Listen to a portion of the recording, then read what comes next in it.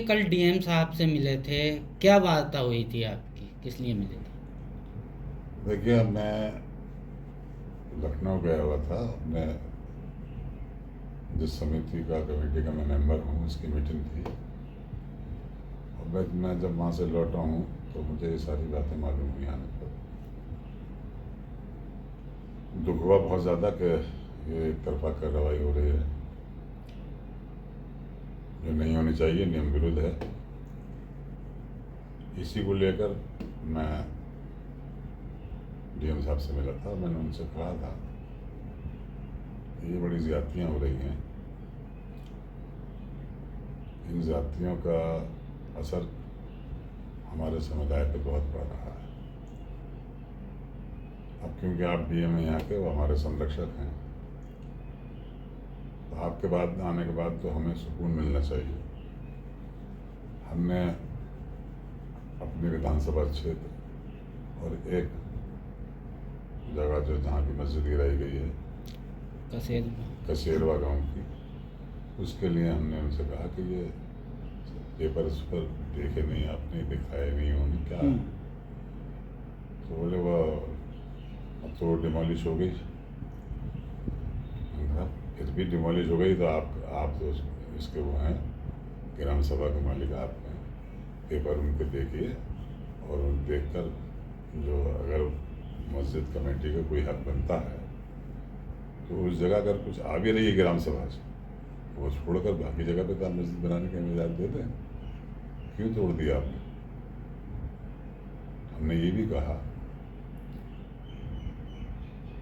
कि जिस तरह की वो मस्जिद है और बहुत सारी जगहों पर भी नोटिस दिए गए हैं, और विशेषकर हमने जिक्र किया जामा मस्जिद के इमाम साहब के बारे में। हमने बताया कि बहुत शरीफ और नेक इंसान है, उनका सिर्फ काम नमाज पढ़ाना और घर पे आ जाना है। वो जगह जो है उसका मालिक को पहले से ही 50 साल से, उनके वालिद भी यहीं, वही बच्चे थे, यहीं पैदा हुए हैं यहाँ पर। इनके ऊपर भी बड़ा ज्यादती हो रही है। 7 करोड़ का जुर्माना, फिर बुलडोज़र का नोटिस। अब आपके यहाँ इसका वाद है, उस पर आप जो है ऐसा आदेश कर दें जिससे कोई कुछ रिलीफ मिल जाए। आप अभी नया हैं, यहाँ के और अधिकारी हैं, उनसे मालूम कर लें उनके बारे में। बहुत ही शरीफ इंसान, उनका खानदानी लड़के अब घर से बेघर कर जाए, उनके खिलाफ FIR भी हो गई है। FIR निरस्त होनी चाहिए और उनको पर किए जाने में कार्रवाई कर पुनर्विचार करें और उसको समाप्त करें। तो उन्होंने कहा कि मैं देख लूँगा, जो भी मुझसे हो सकेगा मैं करूँगा। उसके बाद हम SP साहब के यहाँ गए, उनसे बात हुई। हमने उन्हें बताया कि एक एप्लीकेशन जो गांव है फतुल्लागंज, वहाँ के किसी निवासी ने कोई एप्लीकेशन आपके यहाँ मुख्यमंत्री पोर्टल पर डाली, वो यहाँ लौट कर आई। उसके प्रार्थना पत्र में जो साफ साफ लिखा है, मैं घाटा संख्या के लिखा है, यहाँ पर चौकी बनाई गई है फतुल्लागंज की, वो भी ग्राम सभा की भूमि पर है। वहाँ 2 मंदिरों का भी उसने जिक्र किया है, वो भी ग्राम सभा की भूमि पर बताया है। एक मस्जिद बताई है जिसमें कुछ अंश उसमें ग्राम सभा का बताया है। अब कार्रवाई सिर्फ मस्जिद वालों पे हो रही, बाकी पे कुछ नहीं। मैंने उनको बताया तो उन्होंने चीज़ें मेरी नोट की हैं और उन्होंने कहा कि आप विश्वास रखिए, मैं आया हूँ तो न्याय ही मिलेगा। विधायक जी, बीजेपी विधायक नंद किशोर गुर्जर ने कहा है कि देवबंद को बंद कर देना चाहिए, वहाँ से हर दिन दहशतगर्द निकलते हैं। किस तरह देखते हैं उनके इस बयान को? देखिए, ये पॉलिटिकल बयान है सारे। अभी आपने देखा होगा कि उनके विधानसभा क्षेत्र में गुर्जर बहुल क्षेत्र है, वो वहाँ समाजवादी पार्टी की बहुत बड़ी रैली गुर्जर समाज निकाल आई थी।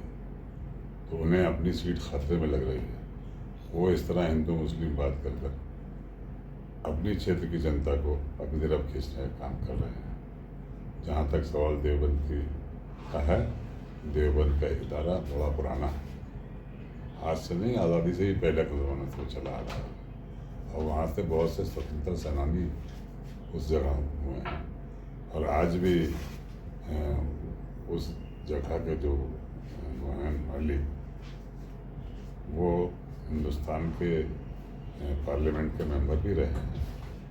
मेरे मुराद है मौलाना महमूद मदनी साहब से, उनके बड़े भाई उसके मालिक हैं, वो इनके उसमें सह मालिक हैं। तो देवबंद इदारा जो है वो वहाँ पर पढ़ लिख कर लोग ऊंची ऊंची जगहों पर जाते हैं, वहाँ पर कोई भी ऐसी गतिविधियाँ नहीं होती। हमने तो ये देखा कि हिंदुस्तान के अंदर अगर किसी फौजी मानचित्र का भी अगर किसी ने दूसरे देश को भेजा है, मुखालिफ देश को भेजा है, तो उसमें भी वहाँ मुस्लिम समाज के लोग नहीं थे, दूसरे समाज के लोग थे, और आज तक कोई कार्रवाई नहीं की गई। कि मीनाक्षी नटराजन का नामांकन रद्द हुआ है राज्यसभा के लिए मध्य प्रदेश से, क्या कहेंगे इस पर? विपक्ष लगातार सवाल खड़े कर रहा है। नहीं, उनके नॉमिनेशन में कुछ कमी थी, उन पर कोई मुकदमा था उसका, उन्होंने उस अपने नॉमिनेशन में उसका जिक्र करना भूल गई, जिस कारण उनका नॉमिनेशन कैंसिल हुआ।